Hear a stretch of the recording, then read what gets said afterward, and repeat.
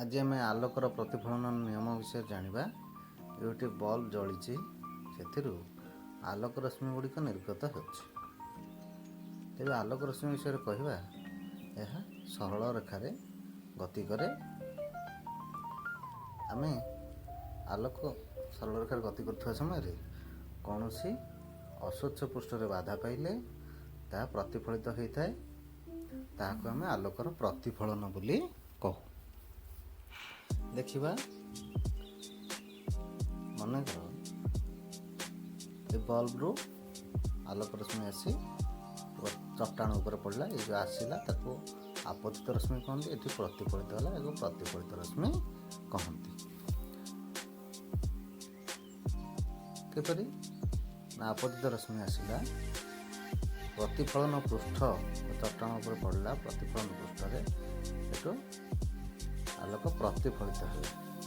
आलोक प्रतिफलन हबार प्रतिफलित रश्मि गोटे निर्दिष्ट गतिपथ अच्छी तार ए दिगरे नुहे कि ए दिगरे नुहे निर्दिष्ट गतिपथ अच्छी तार नियम अच्छे।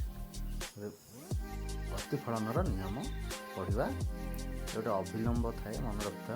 ये अभिलंबटी अदृश्य किंतु रही है। बर्तमान आसवा प्रतिफलन नियम। प्रथम नियम है आपतन कोण समान प्रतिफलन कोण। द्वितीय नियमटी है आपतित रश्मि आपतन बिंदुर अंकित अभिलंब एवं प्रतिफलित रश्मि एक समतल में अवस्थान करती। एथर प्रथम नियमटी को बुझा। आपतन कोण क्या कहती ना आपतित रश्मि अभिलंब मध्य जो कोण उत्पन्न है ताको आपतन कोण कहती।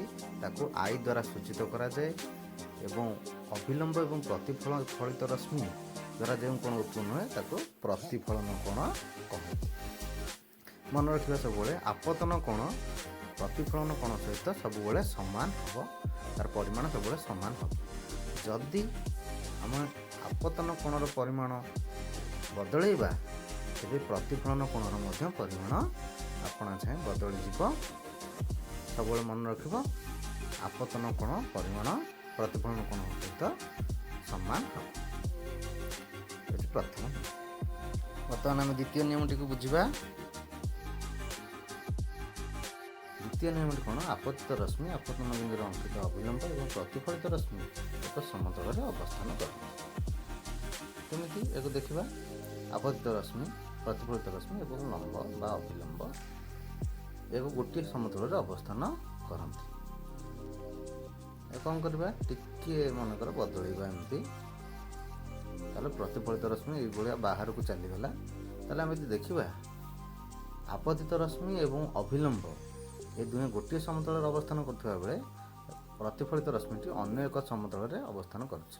जहाँकि द्वितीय नियम को प्रतिफलन द्वितीय नियम को भूल बोली प्रमाणित करुच्ची। तेणु यह संभव नुहे। सब मन रख आपतित रश्मि अभिलंब एवं प्रतिफलित रश्मि गोटे समतल में अवस्थान करेंगे। यहाँ हूँ नियम प्रतिफलन।